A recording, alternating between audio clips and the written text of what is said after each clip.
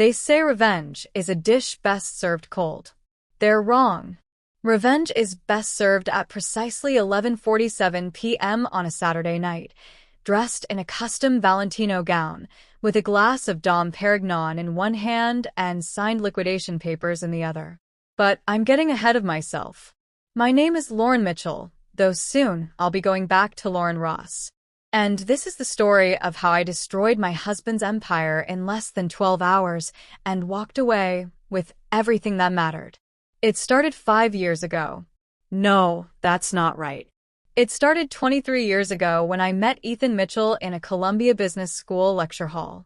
He was brilliant, charming, and had this way of making you feel like you were the only person in the room when he spoke to you.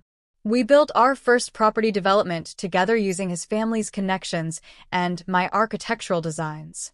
Mitchell and Ross Luxury Properties. Equal partners. Equal vision. Equal everything. Except it was never really equal. Ethan had the name, the pedigree, the old money networks. I had the talent, the work ethic, and the designs that made our properties sell for triple the market rate. But somehow, in every magazine article, every interview, every piece of press, it became Ethan Mitchell's company. The brilliant young heir to the Mitchell fortune, revolutionizing luxury real estate. And me? I was his talented wife, or the woman behind the man, or my personal favorite, Ethan's secret weapon. I told myself it didn't matter. We were partners. We were building something together. We were in love. I was an idiot. 5 years ago, Mitchell and Ross went public. The IPO made us both extraordinarily wealthy, him slightly more so because he'd negotiated 60% equity to my 40% since he'd brought the initial investment capital. I'd agreed because I trusted him, because he was my husband, because I thought we were a team. 3 years ago, I started noticing the late nights, the business trips that seemed to extend, the way he'd angle his phone away when texting. All the classic signs that I'd been too busy running operations to fully register. 2 years ago, I hired a private investigator. Her name was Simone Beaumont. 26 years old. French. Stunning. She worked in our marketing department, the department I'd hired her for, based on Ethan's enthusiastic recommendation. The irony still makes me want to laugh. Or scream. Sometimes both. The investigator's report was thorough. Photos of them at hotels I designed. Receipts from restaurants where we'd celebrated our anniversary. Evidence of an affair that had been going on for over 3 years. I'd confronted Ethan once. Only once. He denied everything. Called me paranoid. Suggested I was projecting because I was stressed and overworked. He said maybe I should see someone, get some help, take a break from the company. Gaslighting 101. And I'd almost fallen for it. Instead, I'd gone silent. Started documenting everything. Building my own case. Waiting for the right moment. That moment came last month when Ethan announced our company's Victory Gala, a $25 million celebration of our upcoming merger with Silverstone Global Investments. The deal would make us one of the largest luxury property developers in the world, with a valuation approaching $2 billion. The gala was Ethan's idea, his celebration, his moment to shine in front of investors, partners, celebrities, and every major player in Manhattan real estate. He wanted me there, of course. The devoted wife. The architectural genius. The woman who'd helped build his empire. I'd smiled and said I wouldn't miss it for the world. And I meant it. Because this gala, this absurdly expensive, ego-driven spectacle, was going to be perfect. Perfect for what I had planned. Subscribe right now. Because what happens at this party will change everything. The venue was the Whitmore Estate in the Hamptons, a property I'd designed, naturally. 20,000 square feet of glass and steel and luxury, perched on a cliff overlooking the Atlantic. Every detail had been curated by the best, Michelin-starred catering, a performance by a Grammy-winning artist, ice sculptures, a 10-tier cake, and champagne that costs more per bottle than most people's monthly mortgage. Excessive? Absolutely. But that was Ethan's style. Go big or go home. I arrived fashionably late, strategic, not accidental. Let him greet the guests, play host, bask in the attention. I'd make my entrance when the party was in full swing. My dress was custom Valentino. Emerald green silk that had cost $45,000 and was worth every penny. My jewelry was minimal, diamond studs, my wedding ring for now, and a vintage Cartier watch that had belonged to my grandmother. I looked like success, like money, like power. Good. That was the point. Marcus, my driver, opened the car door. Flash bulbs immediately exploded. Paparazzi lined the entrance, of course. This wasn't just a company party. This was a social event. The kind that would be in tomorrow's papers. Perfect. Mrs. Mitchell. Over here. Lauren, who are you wearing? Is it true the merger is closing next week? I smiled, waved, gave them the perfect shots. Then I walked up the steps and into my own architectural masterpiece. The interior was breathtaking. I'd outdone myself with this design: soaring ceilings, floor-to-ceiling windows showcasing the ocean, a grand staircase that seemed to float without support. Every surface gleamed. Every angle was perfect. 500 guests filled the space. Manhattan's elite. Real estate moguls, celebrities, politicians, investors. The people who moved the world with money and influence. And at the center of it all, holding court like a king, was my husband. Ethan looked good. He always did. 6'2", salt and pepper hair that made him look distinguished rather than old. A tuxedo that had definitely cost more than my dress. He was surrounded by a circle of admirers, laughing at something he'd said, completely in his element. Next to him, hanging on his arm with proprietary intimacy, was Simone. My breath caught. Not from shock. I'd known she'd be here. But from the sheer audacity of it. She was wearing red. A dress that was too tight, too low-cut, too obvious. She looked like a mistress pretending to be a wife. But what really caught my attention was the necklace. A cascade of diamonds and emeralds, custom designed, one of a kind. I knew it intimately because I designed it. Not for her. For Mrs. Patricia Harrington, the wife of our largest investor. The necklace that was supposed to be a gift to secure her husband's commitment to the Silverstone merger. She was wearing my design. The one that had taken me 3 months to perfect. The one that had cost the company $1.2 million to create. And Ethan had given it to his mistress. I stood frozen in the entryway, watching them. Watching him lean down to whisper something in her ear. Watching her laugh and press closer to him. Watching them behave like a couple at what was supposed to be our company's celebration. A waiter passed with champagne. I took a glass with a hand that only trembled slightly. This was fine. This was actually perfect. Because the angrier I got, the more motivated I'd be to follow through with what came next. I drained the champagne in 2 swallows and walked into the party. I made it exactly 12 minutes before Simone noticed me.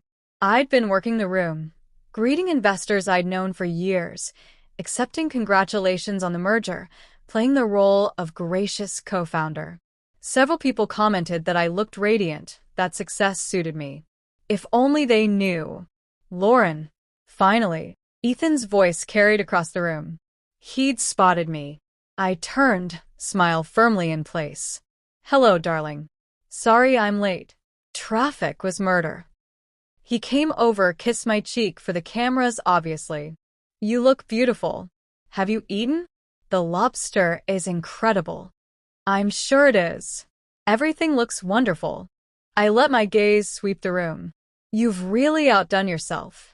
We've outdone ourselves, he corrected smoothly. This is as much your victory as mine. None of this would exist without your designs. The revisionist history was impressive. 6 months ago, he told a Forbes reporter that the architectural elements are nice, but real estate is really about location and investor relations. As if my award-winning designs were just window dressing. How generous of you to say so, I murmured. Ethan. Simone appeared, sliding her arm through his with possessive ease. Mr. Harrington wants to discuss the Tokyo project. Oh. She stopped, noticing me. Lauren. Hello. That's a lovely dress. The pause before lovely was deliberate. The once-over she gave me was cattier than anything on Real Housewives. Thank you, Simone. I love your necklace. It looks familiar. She touched it, preening. It should. Ethan had it custom-made for me. He said I deserved something special after all my hard work on the merger campaign. How thoughtful of him. Ethan had the grace to look uncomfortable. Simone, why don't you go check on the Harringtons? Make sure they're enjoying themselves. But I wanted to. Now, please. She pouted but obeyed, sauntering away with an exaggerated sway of her hips. Lauren, Ethan started. Don't. I kept my voice low. Not here. Not now. It's not what you think. I think you gave your mistress a $1.2 million necklace that was meant for our largest investor's wife. What am I misunderstanding? His jaw tightened. Keep your voice down. I am down. If I wanted to make a scene, Ethan, everyone here would know exactly what kind of man you are. Is that a threat? It's a fact. Now, if you'll excuse me, I need to speak with Patricia Harrington. I need to explain why she's not wearing the custom jewelry we promised her, because your girlfriend is. I walked away before he could respond. Patricia Harrington was holding court near the bar. 70 years old, dripping in old money and older diamonds. She'd been in New York society longer than I'd been alive. She was also sharp as a tack and didn't miss much. Lauren, darling. She air-kissed both my cheeks. Wonderful party. Though I must say, I'm disappointed not to see the necklace you promised. The emerald and diamond piece. About that, I started. I saw it. On that young French girl. The one who's been glued to your husband all evening. Patricia's expression was neutral, but her eyes were knowing. I assumed there was some mix-up? Something like that. Well. Richard and I will be reconsidering our position on the merger. We don't appreciate being insulted, especially not in favor of someone's companion. She said the last word with enough ice to freeze the ocean beyond the windows. My heart sank. The Harringtons controlled 15% of the merger financing. If they pulled out, actually, you know what? If they pulled out, the merger would collapse. The whole thing was built on a careful balance of investors. Remove one major player, and the whole house of cards would tumble. Patricia, please don't make any hasty decisions. Oh, don't worry, dear. We won't. She patted my hand. We'll wait until Monday to formally withdraw. Give you the weekend. Professional courtesy. She walked away, leaving me standing there with my champagne and my growing fury. Ethan had just cost us the Harrington investment. He'd literally given away the key to our biggest deal to his mistress. And he probably didn't even realize what he'd done. I pulled out my phone, hand shaking. Opened my email. The draft I'd prepared 3 weeks ago was still there, waiting. Subject: liquidation notice. Urgent. I stared at it for a long moment. This was it. The point of no return. Once I sent this email, everything would change. There would be no going back. Behind me, I heard Simone's laugh. High-pitched, performative, designed to draw attention. I hit send. Hit that like button if you know exactly where this is going. The email went to 3 people: Gerald Bradshaw, our corporate attorney, Michelle Torres, CFO of Mitchell & Ross, and David Chen, the managing partner at Silverstone Global Investments. The content was simple. Effective immediately, I am exercising my rights under our shareholder agreement to liquidate my 40% stake in Mitchell & Ross Luxury Properties. Per the terms of our operating agreement, the company has 48 hours to either buy out my shares at current market valuation or find an alternative buyer. Current market valuation, $780 million. I am CCNG this notice to ensure all parties are aware of the timeline and implications for our pending merger. Regards, Lauren Ross Mitchell. I stood in the middle of Ethan's celebration, surrounded by the people he was trying to impress, and I felt lighter than I had in years. My phone started buzzing immediately.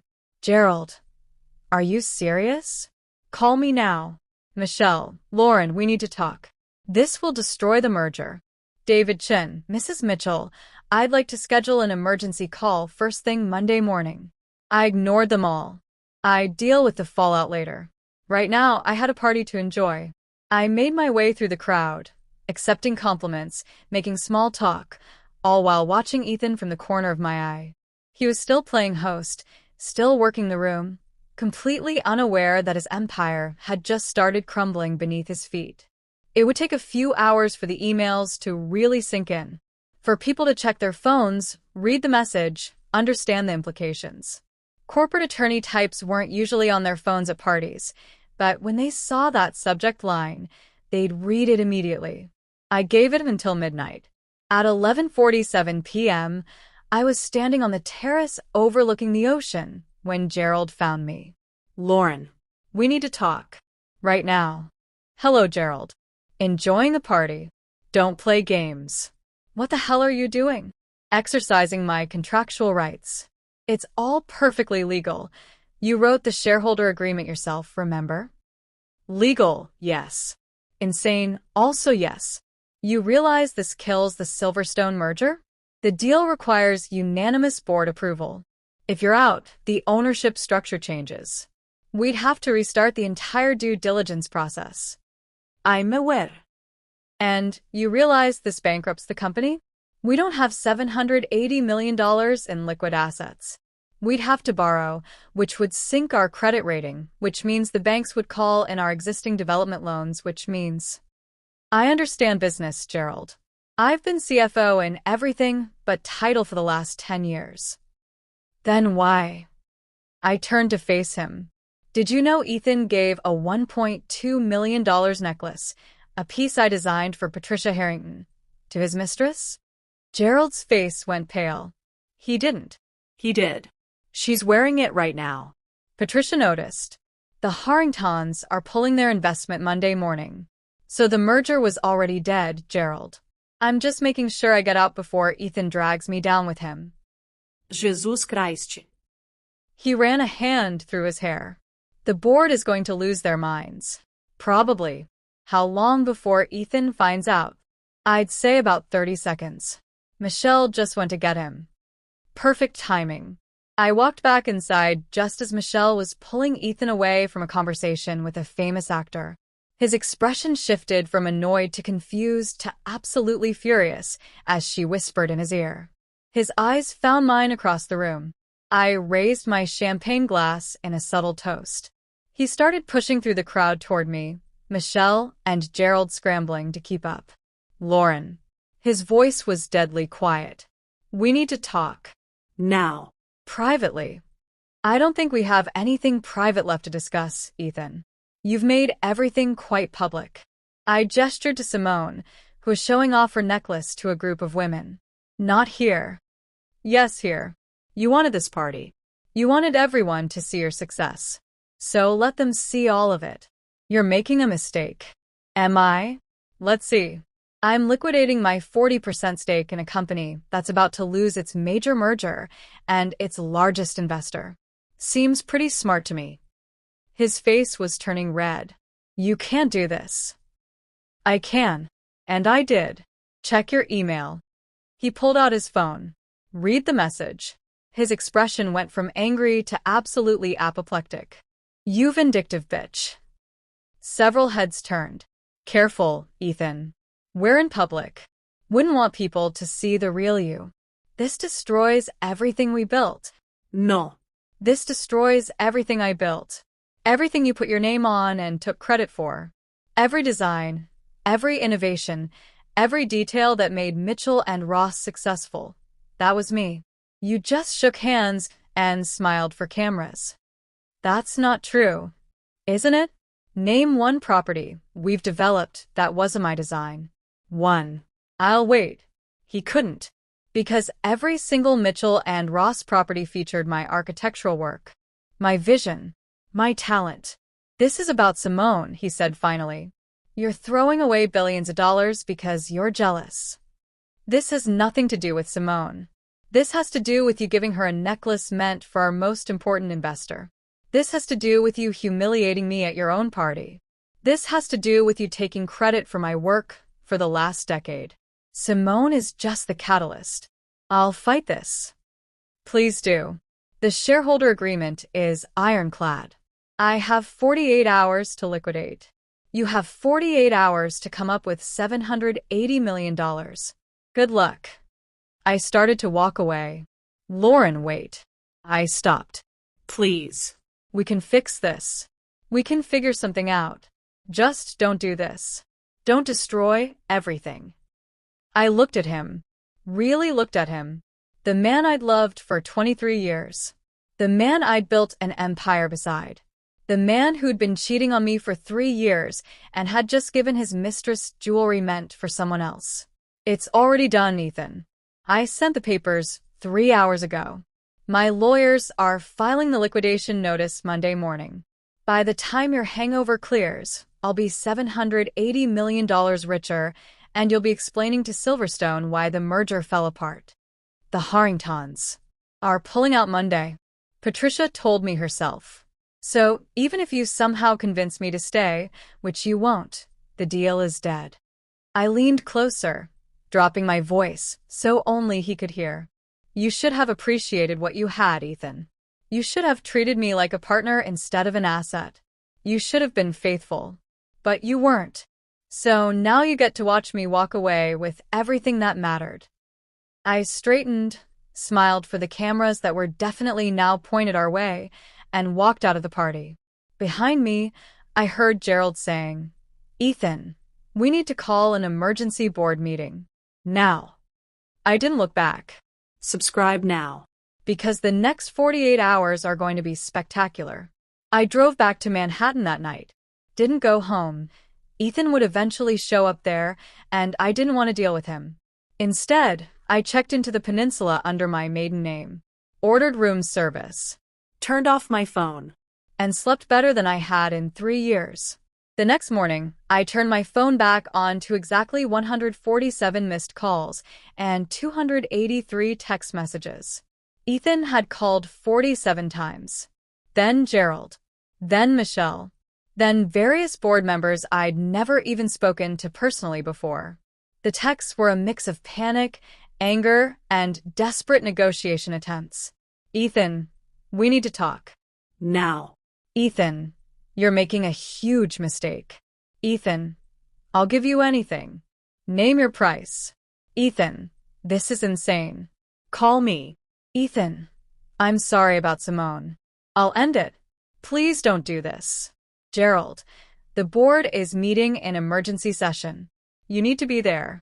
Michelle, Lauren, please reconsider. This affects everyone's jobs. Think about the employees. That last one almost got me. Almost. But then I remembered that those employees had been benefiting from MY work for years while Ethan took the credit. While he was photographed for Forbes and Wall Street Journal and Architectural Digest.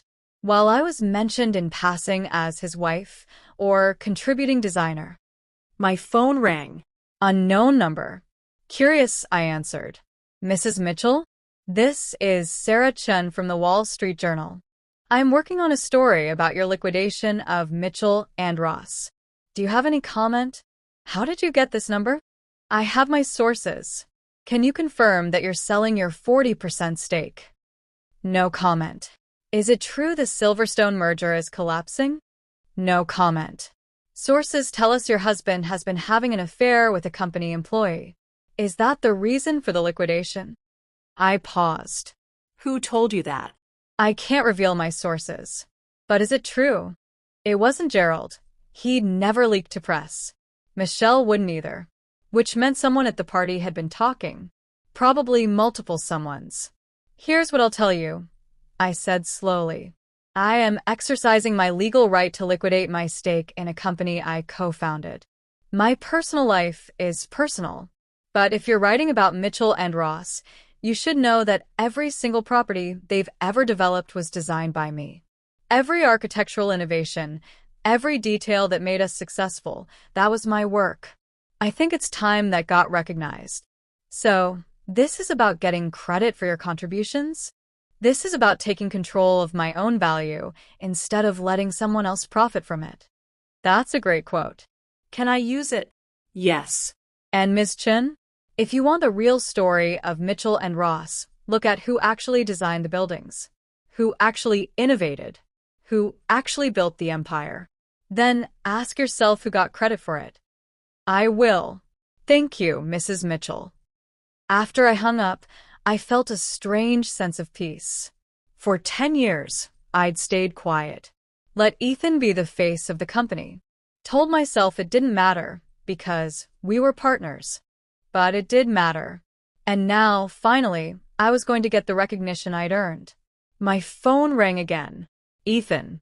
I answered. Lauren, thank God. We need to meet. No. Please. Let me explain. There's nothing to explain, Ethan. You've been cheating on me for 3 years. You gave your mistress jewelry meant for our most important investor. You've taken credit for my work for a decade. What exactly is there to explain? I made mistakes. Multiple. Ongoing. Deliberate mistakes. I love you. The words hung there. Once they would have meant everything. Now they were just sounds. No, you don't. You love what I built for you. You love having a talented wife who made you look good. But you don't love me, Ethan. If you did, you wouldn't have been fucking someone half your age in hotels I designed. That's not fair. Neither is this. Goodbye, Ethan. I hung up, blocked his number. Then I called my attorney, not Gerald, but my personal lawyer, Rebecca Stone, who I'd hired 3 weeks ago when I started planning this. Rebecca, it's Lauren. Time to move forward with phase 2. You're sure? Completely. Then let's burn it all down. Phase 2 was simple. Publicity. If Ethan wanted to play the victim, if he wanted to spin this as me being emotional or vindictive, I'd beat him to the narrative. Rebecca had connections at the New York Times, Forbes, and Architectural Digest. By Sunday afternoon, I had interviews scheduled with all 3. I spent Sunday in my hotel room, preparing, gathering documentation, photos of my original designs, emails proving I'd done the architectural work, awards I'd won that had been accepted by Ethan on behalf of the company, evidence, mountains of evidence that Lauren Ross was the real talent behind Mitchell and Ross. The New York Times interview was first scheduled for Monday morning. The reporter, Amanda Walsh, met me at a cafe in Tribeca. She was mid-40s, sharp-eyed, with a reputation for no-nonsense business journalism. Mrs. Mitchell, thank you for agreeing to speak with me. Ms. Ross, I corrected. I'm going back to my maiden name. Noted. So, let's start with the obvious question, why now? Why liquidate your stake in the middle of what should be your company's biggest success? Because it's not my company anymore. It hasn't been for a long time.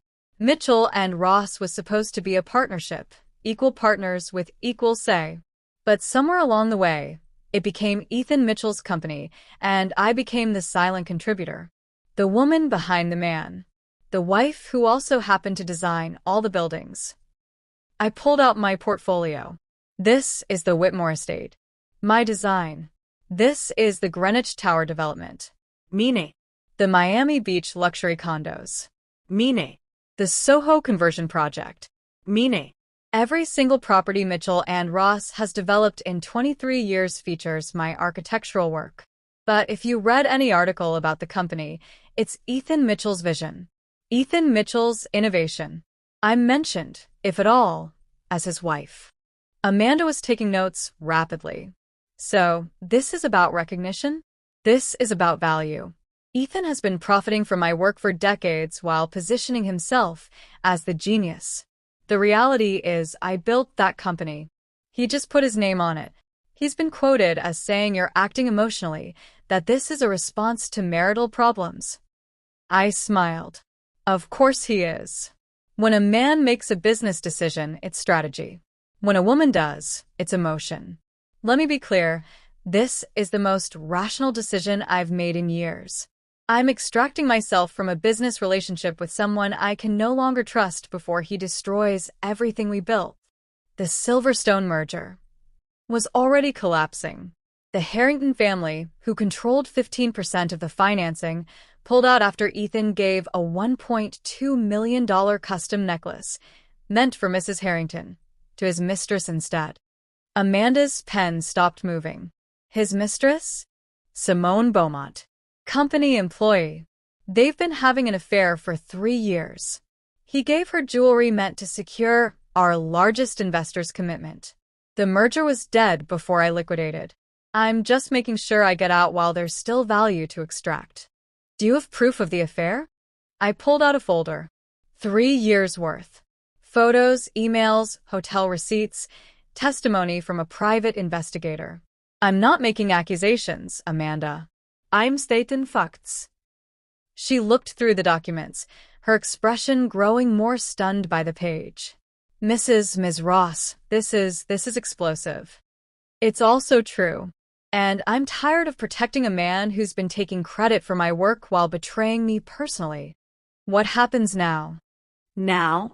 I take my $780 million, start my own firm, and prove that I never needed Ethan Mitchell. He needed me. The interview ran Tuesday morning, front page of the business section. The woman who built Mitchell and Ross. Lauren Ross speaks out on leaving her husband's empire. By Tuesday afternoon, I was trending on Twitter. By Tuesday evening, other publications were picking up the story. And by Wednesday morning, Ethan's world was on fire. Don't you dare miss what happens next. Hit that subscribe button now. The article changed everything. Within 24 hours, I went from Ethan Mitchell's wife to Lauren Ross, architectural genius. Every major publication wanted an interview. My phone, the new number only Rebecca had, was ringing constantly. But more importantly, people were talking. On Twitter. Holy shit, Lauren Ross designed all those buildings? I thought Ethan Mitchell was the architect. He's just a business guy who took credit for her work?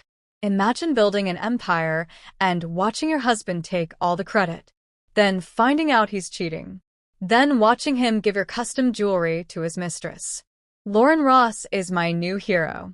Everyone talking about Lauren Ross destroying the company. She didn't destroy it. She built it. She's just taking her contribution back. Men take credit for Women's Work Challenge. Failed. Lauren Ross is everything. On LinkedIn, prominent architects were sharing my portfolio, pointing out that they'd assumed Ethan was the creative force. Several offered to invest in whatever I built next. On cable news, business analysts were dissecting the collapse of the Silverstone merger. Most were blaming Ethan's personal indiscretions and mismanagement of investor relations. And at Mitchell and Ross headquarters, according to Gerald, who called me despite my instructions not to, there was absolute chaos. Lauren, you need to see what's happening, Gerald said. He sounded exhausted. The board is in meltdown. Half want to sue you for breach of fiduciary duty. The other half want to fire Ethan. Good luck with both of those. The Silverstone deal is officially dead. They pulled out Monday afternoon, citing material changes in ownership structure and management concerns. I know. David Chin called me. Asked if I'd be interested in partnering with Silverstone on a new venture. Without Ethan. Silence. Then, are you serious? Completely. Turns out Silverstone wanted me all along. They wanted my designs, my vision. Ethan was just the one they had to go through to get them. But now that I'm available, they're very interested in direct partnership. Jesus Christ, Lauren. You planned this entire thing. I executed my rights under a legal agreement. Everything else just happened. Bullshit. You knew exactly what would happen. The Harringtons pulling out, the merger collapsing, Ethan being exposed. I knew Ethan would eventually destroy what we built. I just made sure I got out first. Do you have any idea how many people you've hurt? The employees who are going to lose their jobs when the company goes under. That one stung. But those employees will be fine. I'm starting my own firm, Gerald. I'll be hiring. Anyone who wants to come work for someone who actually values talent over ego is welcome to apply. You can't be serious. I'm absolutely serious. Ross Architecture and Development. I've already filed the paperwork. I've got financing from 3 major investment groups who saw the Times article. And I've got David Chun at Silverstone interested in partnering on projects. You're going to compete with Mitchell and Ross? I'm going to bury Mitchell and Ross. There's a difference. Another pause. Then, quietly, I want in. I blinked. What? I want in. On your new company. I've watched Ethan take credit for your work for years. I've watched him make increasingly stupid decisions because he thought he was a genius when really, you were doing all the heavy lifting. If you're starting something new, I want to be part of it. You'd leave Mitchell and Ross? Lauren, Mitchell and Ross is already dead. It's just a matter of time before the banks call in the loans and the whole thing collapses. Ethan destroyed at the moment he chose his ego and his mistress over the actual talent that made the company work. So yes, I'm leaving. And I'm bringing Michelle with me, if you'll have us. My mind was racing. Gerald Bradshaw was one of the best corporate attorneys in New York. Michelle Torres was a financial genius. If they came with me, yes, I said. Absolutely yes. Both of you. Send me your terms, and we'll work something out. Already drafting them. Oh, and Lauren? You should know 15 employees have already reached out to me asking about opportunities if you start a new company. Your assistant, Sarah. The entire design team. Half of marketing. They all want out. Ethan's going to be running a company with no talent. Ethan's going to be running a company with nothing. He's already lost the investors, the merger, and now his best people. All he's got left is his name and his ego. And in this business, that's not enough. After we hung up, I sat in my hotel room and let it sink in. I wasn't just leaving Ethan's company. I was taking it apart, piece by piece. Every talented person who'd made Mitchell and Ross successful was coming with me. Every investor who'd wanted my designs was switching allegiance. Every future deal that would have been theirs was now mine. I wasn't escaping his shadow. I was burning it down and building something better from the ashes. My phone rang again. Rebecca, have you seen the latest? What now? Simone Beaumont just gave an interview to Page 6. You're going to want to sit down for this. She sent me the link.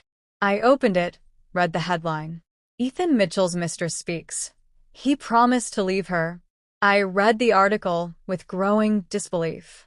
Simone had gone full scorned woman. She claimed Ethan had promised to divorce me and marry her. That he'd told her I was cold and focused only on business. That he'd said I didn't understand him the way she did. She described their affair in detail, hotels, trips, promises. She confirmed the necklace, saying Ethan had told her it was a gift for the woman he truly loved. And then the kicker. I gave up other opportunities for him. I was loyal to him. And now that his wife has left and his company is collapsing, he's acting like I don't exist. He won't return my calls. He told me through his assistant that our relationship was inappropriate and he needs to focus on saving his business. After 3 years together, I'm suddenly inappropriate? I deserve better than that. I read it twice. Then I laughed. Actually laughed, loud enough that I was glad I was alone in the hotel room. Ethan had thrown Simone under the bus to try to salvage his reputation. And she'd responded by confirming every detail of their affair to one of New York's biggest gossip columns. He was destroying himself, and I didn't even have to do anything. My phone rang. Unknown number. I answered. Ms. Ross? This is Patricia Harrington. I sat up straighter. Mrs. Harrington. I wasn't expecting to hear from you. I read the Times article, and I've been following the developments. I wanted you to know, Richard and I would like to invest in your new venture. I'm sorry, what? We pulled our investment from Mitchell and Ross because we don't do business with people who insult us. But you, my dear, you're exactly the kind of entrepreneur we want to support. Talented, principled, willing to walk away from a bad situation rather than compromise your values. How much are you looking to raise for Ross Architecture and Development? My mind went blank. I hadn't finalized those numbers yet. Well, finalize them. Send the prospectus to our office. We're interested in being founding investors. Consider it an apology for assuming you were just riding your husband's coattails. We should have known better. Thank you, Mrs. Harrington. That means everything. Call me Patricia, darling. We're going to be working together. Oh, and Lauren? That necklace design? The one your husband gave to his tart? I'd still like to commission one. From you directly, of course. For triple the original price, as an apology for the drama. After she hung up, I just sat there, stunned. In 72 hours, I'd gone from Ethan Mitchell's wife to Lauren Ross, CEO of my own company, with major investors lining up and the best talent in the industry wanting to work with me. And Ethan? I pulled up the latest news. The headlines told the story. Mitchell and Ross faces bankruptcy as investors flee. Ethan Mitchell's empire crumbles amid a fair scandal. From golden boy to cautionary tale, the fall of Ethan Mitchell. He'd lost everything. The merger, the investors, his reputation, his best employees. And from the sounds of it, his mistress was now actively working against him. My phone buzzed. Text from an unknown number. Lauren, it's Ethan. Please. I know you blocked my number, but I need to talk to you. Everything is falling apart. The banks are calling in loans. The board wants me out. I have nothing left. Please. For everything we built together, please help me. I stared at the message for a long time. Part of me, the part that had loved him for 23 years, wanted to respond. Wanted to throw him a lifeline. Wanted to believe that somewhere under the ego and the betrayal was the man I'd fallen in love with. But that man was gone. Maybe he'd never existed. Maybe I'd built him up in my head the same way I'd built his empire, creating something beautiful that wasn't actually real. I deleted the message without responding. 3 months later, Ross Architecture and Development officially launched. We held a small press conference at our new offices, a beautiful converted warehouse in Brooklyn that I designed, naturally. Floor-to-ceiling windows, exposed brick, modern fixtures. Everything Mitchell and Ross had been, but better. More authentic. Gerald was our general counsel. Michelle was CFO. I'd hired away half of the design team, plus Sarah, my assistant who'd been with me for 7 years and had watched Ethan take credit for my work the entire time. David Chun from Silverstone Global was there, announcing our partnership on a $500 million mixed-use development in downtown Manhattan. Patricia Harrington was there, representing her family's $50 million investment. And the press was there. So many cameras. Amanda Walsh from the New York Times had the first question. Ms. Ross, 3 months ago you walked away from Mitchell and Ross. Now you're launching a direct competitor. Some people are calling this revenge. How would you respond? I smiled. I'd say they're not wrong. But it's not revenge against Ethan. It's revenge against every time a woman's work was credited to a man. Against every time talent was overshadowed by ego. Against every time someone assumed the man in the room was the genius when the woman was doing the actual work. So this is about more than just you and your ex-husband? Much more. This is about proving that talent speaks louder than name recognition, that vision matters more than connections, and that women don't need men's permission or platforms to build empires. We can build our own. Another reporter. What's your response to Ethan Mitchell's recent statements that you stole his company? I didn't steal anything. I took back what was mine. Every design, every innovation, every detail that made Mitchell and Ross successful, that was my work. I'm not stealing it. I'm reclaiming it. There's a difference. Mitchell and Ross filed for bankruptcy last week. Do you feel any responsibility for that? No. Ethan Mitchell destroyed his own company through poor decisions, mismanagement of investor relations, and prioritizing his ego over business sense. I simply removed myself before he could drag me down with him. Are you concerned about litigation? Mr. Mitchell has suggested he may sue for damages. I laughed. Let him try. Every lawyer in New York has seen this shareholder agreement. What I did was completely legal. And if Ethan wants to sue me, he's welcome to try to find a lawyer who'll take that case. Most of them want to work with me now. It was true. 3 major law firms had reached out about representing Ross Architecture and Development. Ethan was apparently struggling to find counsel who hadn't already committed to my side. The press conference went on for 40 minutes. Every question I answered confidently, backing up my statements with facts, figures, and evidence. By the time it ended, I knew the narrative was mine. Not the bitter ex-wife. Not the woman scorned. Lauren Ross, visionary architect, savvy businesswoman, and founder of the next major player in luxury real estate development. That evening, I had dinner with Patricia Harrington at Le Bernardin, the same restaurant where Ethan had taken Simone on dates while lying to me about working late. I wore the necklace Patricia had commissioned. The emerald and diamond piece I'd originally designed, now created by a master jeweler I'd personally selected. It was stunning, and it was mine. You look radiant, darling, Patricia said as we settled into our table. Success suits you. Thank you. And thank you again for your investment. It means everything. Oh, don't thank me. This is business. You're talented, you're driven, and you're going to make us all very wealthy. I'm simply smart enough to recognize that. She sipped her wine. Have you spoken to Ethan? No. Not since the night of his party. Probably wise. He's become quite pathetic. Richard ran into him at the club last week. He's apparently trying to salvage something from Mitchell and Ross, but it's futile.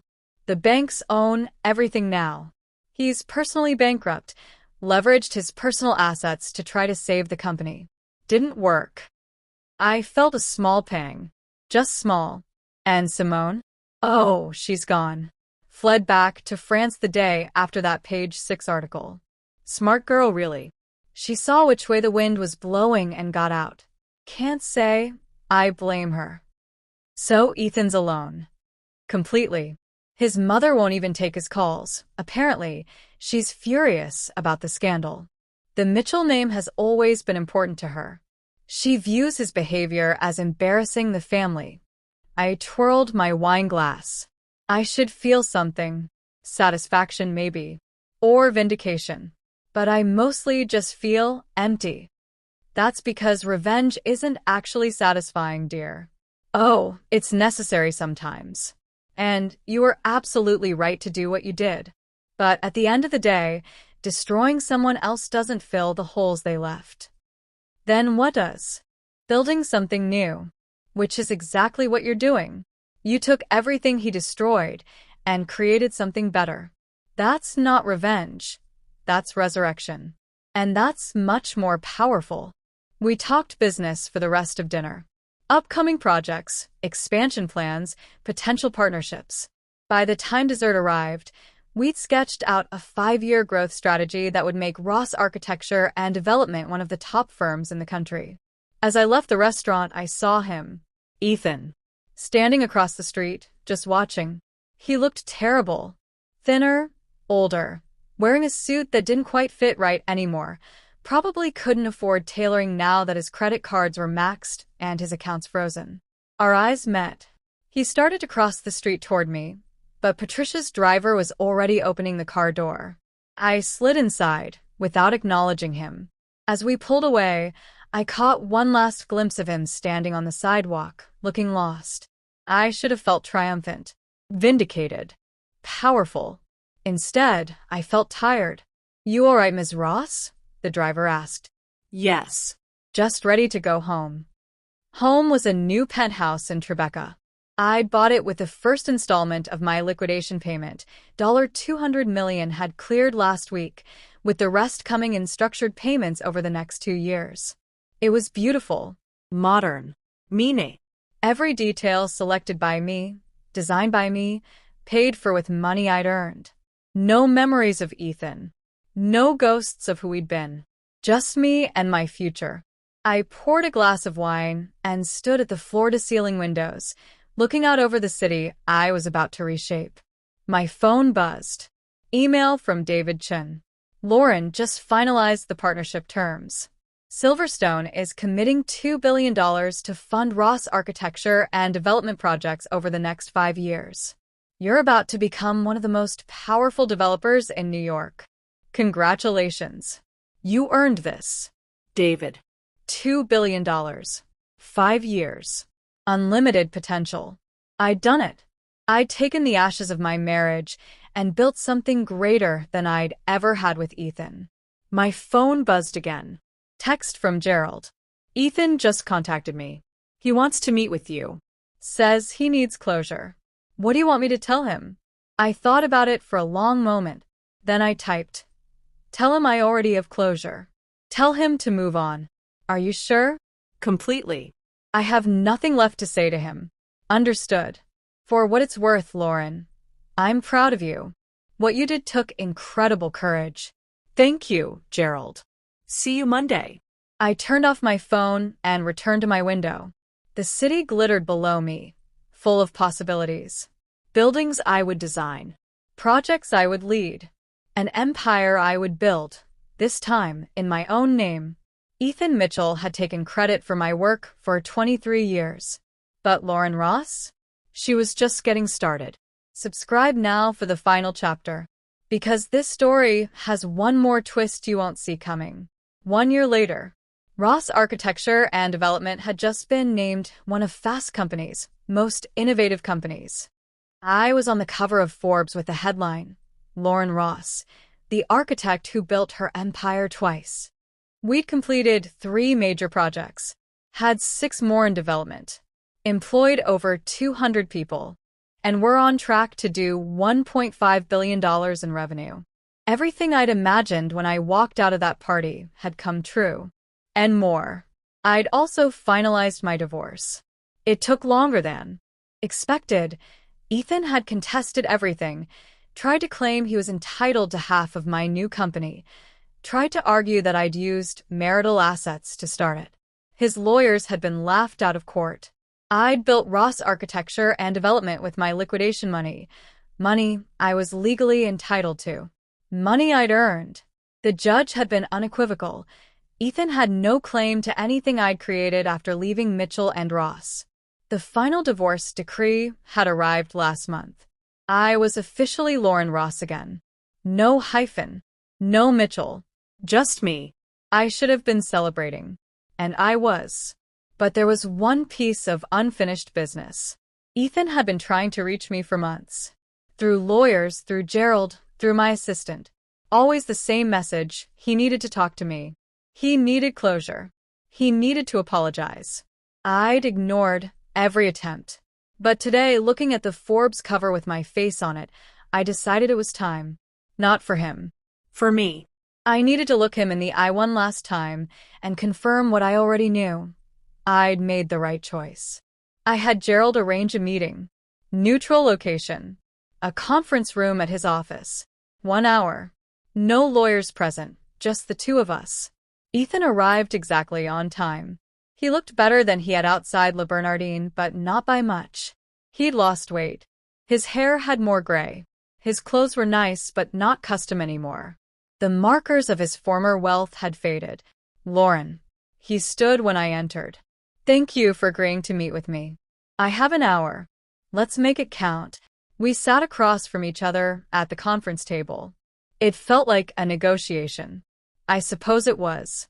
I saw the Forbes cover he started. Congratulations. You've built something incredible. I know. I wanted to apologize. For everything. The affair. The credit-taking. The way I treated you. You deserved better. I waited. There had to be more. I've spent the last year in therapy, trying to understand why I did what I did. Why I pushed away the best thing in my life. And I've realized, he paused, clearly struggling. I've realized I was always insecure. You were so talented, so brilliant. I felt like I needed to be more, to matter more, or you'd realize you didn't need me. So you cheated and took credit for my work because you were insecure? My voice was flat. I know it doesn't make sense. I know it's not an excuse. But yes. I built my entire identity around being Ethan Mitchell, successful real estate developer. And the truth was I wasn't successful. You were. I was just the face. You could have acknowledged that. We could have been honest partners. I would have been fine sharing credit if it had been real. I know. But my ego wouldn't let me. And now I've lost everything. The company. The reputation. You. And I have to live with knowing it's entirely my fault. I studied him. He looked genuine. Broken even. The arrogant man who'd handed his mistress a necklace at his own party was gone. This was someone who'd been humbled by consequences. What do you want from me, Ethan? Forgiveness, maybe? I know I don't deserve it. But I needed you to know that I understand what I did. That I'm sorry. That you were right about everything. And he looked confused. And what? What else do you want? Because apologies are nice, but you didn't ask for this meeting just to say sorry. What are you really here for? He was silent for a long moment. Then, quietly, I'm starting over. Small projects. Consulting work. I'll never be what I was, but I'm trying to rebuild something. Honestly this time. And I wanted to ask if there's ever an opportunity to work together again. Not as partners. Maybe just as colleagues. I could bring my business connections, you bring your talent, and we could. No. He flinched. Lauren. No, Ethan. I'm not giving you another chance to ride my coattails. I'm not letting you anywhere near what I've built. You had 23 years to be an honest partner, and you chose ego and affairs instead. That's not a mistake. That's a pattern. And I don't do business with people I can't trust. I've changed. Maybe you have. I genuinely hope you have for your own sake. But that doesn't mean I owe you anything. You destroyed our partnership. You destroyed our marriage. And you would have destroyed me too if I'd let you. I'm not giving you another opportunity to take credit for my work. He looked down at his hands. I understand. Do you? Because here's what I think you understand. You understand that you fucked up. That you lost something valuable. But I don't think you understand what you actually did to me. It wasn't just the cheating, Ethan. It was years of watching you take credit for my vision while I smiled and played supportive wife. It was being introduced as his talented wife when I was the reason the company existed. It was being erased from my own story. My voice was rising now, a year of suppressed anger finally coming out. You didn't just cheat on me. You stole my identity. You made me invisible. And then when I finally stood up for myself, you called me vindictive and emotional and tried to paint me as the villain. So no, I will not work with you. I will not help you rebuild. I will not give you any pathway back into my professional life. Are we clear? Yes. His voice was barely a whisper. We're clear. Good. Is there anything else? He looked up at me, and I saw tears in his eyes. Do you hate me? I considered the question honestly. No. I don't hate you, Ethan. Hate requires energy I don't want to waste on you. I'm indifferent. You're a person I used to know who made bad choices that hurt me. But I've moved on. Built something better. You're just part of my origin story now, the antagonist I had to overcome to become who I was meant to be. That's cold. That's honest. You wanted honesty, right? That's what we're doing now. He nodded slowly. I deserved that. You deserved worse. But I'm not interested in revenge anymore. I got everything I wanted. You lost everything you had. The scales are balanced. And now I'm moving forward without you. I stood. I hope you find success, Ethan. Real success, built on your own merit. I hope you learn from your mistakes. But I won't be part of that journey. Goodbye. Lauren. He stood too. For what it's worth, I really did love you. I just didn't know how to show it in a way that didn't diminish myself. That's the saddest thing you've said this entire meeting. Love shouldn't diminish anyone. Real love elevates both people. What we had wasn't love, Ethan. It was codependence. I made you look good, and you made me feel needed. But that's not the same as being true partners. I walked toward the door. Stopped. Turned back one more time. You know what the funny thing is? I'm grateful. For all of it. The betrayal, the humiliation, the divorce. Because it forced me to see my own value. It forced me to stop hiding behind your name and build my own legacy. So thank you, Ethan, for being exactly awful enough to push me into becoming who I was always meant to be. I left him sitting there and walked out of Gerald's office with my head high. It was over. Really, truly over. Not just the marriage or the business partnership, but the entire chapter of my life where I'd been defined by him. I was Lauren Ross, architect, developer, I saw. self-made success. And I never looked back. The Ross Tower broke ground on a Tuesday morning in September. 35 stories of glass and steel and innovation, rising in downtown Manhattan on a plot I'd acquired for $200 million. Mixed-use development, luxury residences, commercial space, retail, a public art installation on the ground floor. My masterpiece. My legacy. My name, literally carved in steel above the entrance. The groundbreaking ceremony was packed. Investors, politicians, press, competitors. David Chun from Silverstone. Patricia Harrington. Gerald and Michelle. My entire team. 300 people gathered to watch me break ground on a building that would redefine Manhattan's skyline. As I stood at the podium, looking out at the crowd, I thought about the woman I'd been 2 years ago. Standing in the Whitmore estate, watching her husband flaunt his mistress, feeling small and invisible and trapped. That woman was gone. In her place was someone stronger. Someone who'd learned that the only person who could define her value was herself. 2 years ago, I said into the microphone, my voice carrying across the construction site, I walked away from a company I'd built because I realized something important. Being part of someone else's empire is not the same as building your own. The crowd was silent, listening. I'd spent 23 years making someone else look good, creating brilliance, and watching someone else take credit for it. And when I finally stood up for myself, people called me vindictive, emotional, dramatic. They said I was destroying something beautiful out of spite. I smiled. But here's what I learned. You can't destroy something you built. You can only take back what's yours. And that's what I did. I took back my talent, my vision, my voice. And I used it to build something that belongs to me, not to anyone else. Just me. I gestured to the construction site behind me. The Ross Tower represents more than just a building. It represents what's possible when you stop letting other people define your worth. When you stop making yourself small to make someone else feel big. When you stand up and say, I am the talent. I am the vision. And I don't need your permission to build my empire. Applause erupted. Not polite golf claps, but real applause. Standing ovations from people who understood what this moment meant. I picked up the ceremonial shovel and drove it into the ground. Flash bulbs exploded. Camera shutters clicked. Drones captured aerial footage. And I stood there, in my hard hat and designer dress, breaking ground on my future. After the ceremony, as people mingled and celebrated, Patricia pulled me aside.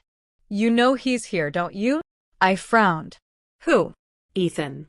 Standing way in the back, behind the press area. I looked where she indicated, and there he was. Ethan Mitchell, wearing a dark suit, standing at the very edge of the crowd. Just watching. Our eyes met across the distance. He didn't smile, didn't wave, just looked at me with an expression I couldn't quite read. Regret? Pride? Acceptance? Then he turned and walked away. I watched him go and felt nothing. Not anger. Not satisfaction. Not even pity. Just a distant acknowledgement that a person I used to know had briefly intersected with my present. Are you all right? Patricia asked. I'm perfect, I said, meaning it. Come on, let's go celebrate. That evening, I stood in my penthouse, looking out at the city. Somewhere out there, construction crews were already working on Ross Tower. My building. My vision. My legacy. My phone buzzed. Email from Forbes. Ms. Ross, we'd like to feature you in our Self-Made Billionaires issue. Are you available for an interview? Billionaire. Ross Architecture and Development's valuation had passed $1 billion last quarter. And with the Ross Tower project and our expanding portfolio, I'd personally crossed the threshold. Self-made billionaire. Not someone's wife. Not someone's partner. Not the woman behind the man. Just Lauren Ross, who'd built an empire, lost it, and built an even better one from the ashes. I poured champagne and raised my glass to my reflection in the window. To revenge, I said. And to resurrection. And to proving that the best way to get over someone is to build something so spectacular that they spend the rest of their lives regretting they lost you. I drank deeply, then turned back to my computer. I had work to do. Buildings to design. Deals to close. An empire to run. Somewhere in the city, Ethan Mitchell was probably still struggling to rebuild his career. Still living with the consequences of his choices. Still learning that talent and connections without integrity means nothing. I hoped he'd find peace. Really, I did. But not my peace. Not my happiness. Not my success. Those were mine. I'd earned them. Built them. Claimed them. And I was never, ever giving them away again. If this story resonated with you, hit that subscribe button. Share it with every woman who's ever been told she's too much or not enough. Every person who's built something beautiful only to watch someone else take credit. Every individual who's had to burn down their old life to build something better. Because this is what Lauren Ross learned and what we all need to remember. Your value is not determined by who recognizes it. Your brilliance is not diminished by who ignores it. And your empire is not smaller just because someone else tries to take credit for it.